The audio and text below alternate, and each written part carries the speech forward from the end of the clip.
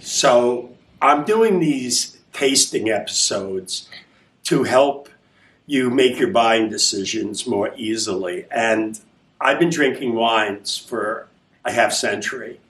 And I've been collecting wines and in the wine business for over 4 decades.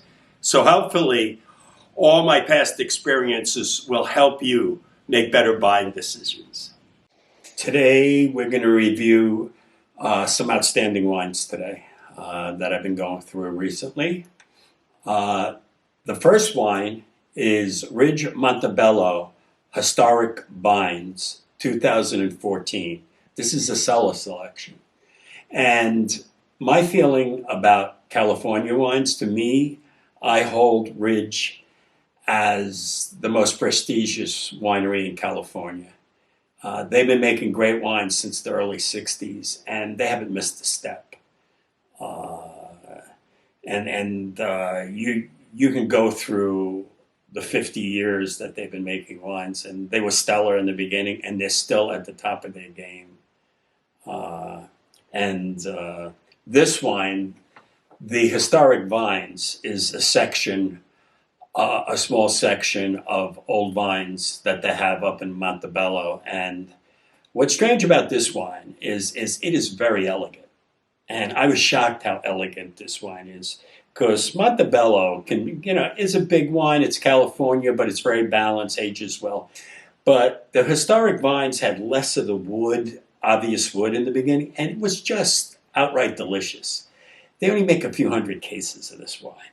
And it's more expensive than the regular Montebello, but I think it's very, very special. I've had the 2013, which is great also, but it's big and needs a lot of time. The 14's more classic. Number 2 wine, we're going to go from one extreme to the other, is Agave Villa Sparina, which I've talked about before. This is the 2021. And this is a wine that's inexpensive, less than $15. It's light, it's fruity, it's very floral, white flowers. And you can drink it. It's so easy, has a little almond quality to it. And for that amount of money, it's you don't have to think about it. It's just so delicious, and you can drink a bottle quickly. The third wine is a wine from Spain. I just saw it. I picked it up. Porter Nobel Tempranillo, 2019, and it's a good wine. It's chunky and like $12. Very good, easy to drink. I want you to go out there and try different Spanish wines, and I'll make an example. I just picked it up. I didn't know what it was. It was okay. I want to know what you like. See if you liked it. The fourth wine is Sagacio Sonoma Zinfandel 125th anniversary. That must mean the vines were planted way back then. And it's the 2020 vintage. And Sagacio is known for its old vines in California, in Sonoma and the surrounding areas. And they make very, very big style Zinfandels. And they source their grapes from very, very good growers. And they've been making very good wines, especially the last 15 years. If you like Zinfandel. Zinfandel's a pizza pasta wine. It's not elegant. It's in your face, mouthful of fruit, briary, and robust. But pasta wine, pizza wine, Sagacio Zinfandel. The next wine is a Kirkland wine, and it's Chateauneuf-du-Pape Cuvée de Terroirs. So translated, it's a blend of different terroirs, meaning ground, soils, different vineyards. I don't think that means much. So Chateauneuf-du-Pape generally is $40, $50 a bottle from the Southern Rhone. and it's a very big masculine wine. Wines for roasts and everything. And Kirkland comes out with one, and it's like $20. It's less.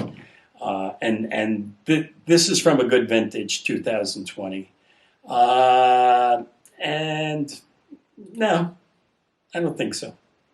It's disappointing. You're better off getting a good Côte de Rhône instead of buying this Chateauneuf. It was okay, made all right, but doesn't have the mouthfeel, doesn't have the finish, doesn't have the balance. So sorry, Kirkland. I usually like most of your stuff, but not this one. Pass it by. The next wine is number 6 is Felsina Chianti Classico Reserva 2015. Felsina is one of those Chianti producers in Tuscany, very high up vineyards, cool nights, and they make a number of different wines, very classical in their approach, but they age very well. Now, the 2015 as a vintage is a very, very warm vintage. It's a vintage of the sun. The wines are ripe, big, round, and I like the wines immensely in 2015. The 2016s are more classic, more balanced, and people consider them more highly, but the 15s are very good, and right out of the box you can drink them. This wine, now I have a lot of experience going back to the 2004 vintage with this wine, so I've been drinking them a long time. This is not a 2004, it's not a 2010. It's very good, but as of right now, I would look for other vintages of this wine. Although it's very good, I enjoy it. I buy it blindly, and I just put it in because they're a very reliable producer of Chianti. But this one maybe needs time. The 7th wine is a cellar selection. It's Gurgitch Hills, Napa Valley, 1990. So it's a 30-year-old, 30-plus years old Cabernet Sauvignon from Napa Valley. Mike Gurgitch was one of the pioneers in California. He made wines at Robert Mondavi when Mondavi was taking the world by storm, and Gurgitch was there making wines for him and worked for other people. He eventually got an estate for himself in Napa Valley, and he's been making wines, obviously, for 30 plus years. And his style is very different than most of the other California styles. He makes it in a very, very restrained, balanced, never heavy, never over-extracted, serious claret style wine, which is more Bordeaux, but still has the character of Napa Valley in California, but ages well, but is not flamboyant in your mouth. It's very restrained and understated, but the wines age well. And Mike Gurgitch is, as I said, one of the pioneers in Napa Valley. The 8th wine is a wine from Austria, Domaine Wacko Grüne Veltliner. And Grüne Veltliner is the classic grape of Austria. And 5 years ago, it was getting very popular, and all of a sudden it's sort of like quieted down. I don't know if New Zealand Sauvignon Blanc has stole the thunder or whatever, but this wine is high acidity, wines with pork, Chinese food, crisp, minerally, a mouthful of wine, and generally very serviceable at the table, a serious food wine, and a wine that'll age. You should try, whether it's this one, try another Grüne Veltliner, and see what you think. Some people compare it to Riesling, but try it. Number 9 wine is Trimbach Pinot Gris Reserva, 2017.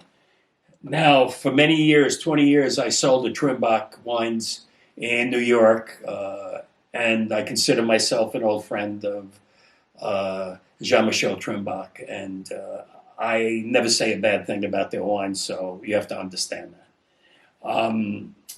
Pinot Gris is not my favorite. I love Riesling, and Pinot Gris is generally richer in the mouth, a little more body in it than Riesling, and a smoky character to it.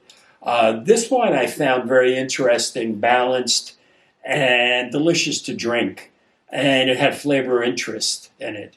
I'm still a big fan of Riesling, but I don't compare Riesling to Pinot Gris. But this Pinot Gris was very enjoyable and under $20, an outstanding buy. The number 9 wine is a Champagne, and it's Laurent Perrier, Brut, non-vintage. And I like the style of Laurent Perrier. They're very elegant, very, very minerally, very fruity. And you can pick up this wine for $25, $30, which is very inexpensive in today's market if you can find it. And as I said, champagnes have gotten wildly expensive. But if you can find Laurent Perrier, if you like a creamy style, Laurent Perrier is your wine. The last wine is a cellar selection and is also from the cellar from my friend Ron Metzger, the king of wine. He was very generous and served me the lavish Chateau Aubryon 1982 at his house. I don't know if he's trying to impress me or just being the great guy that he is. But he opened up the 82 Aubryon, and it's an outstanding Aubryon. I taste the 82 and the 85 Aubryon together and have a hard time deciding. They're very different in style. The 82 is richer, riper, but the 85 is just so beautifully balanced and delicious and finite and just so complex. But the 82, 82 Latour is great. And there are the 82s. Aubryon kind of gets lost in the 82s, but it's an outstanding Aubryon. So thank you, my king. I bow to thee. That's it for today.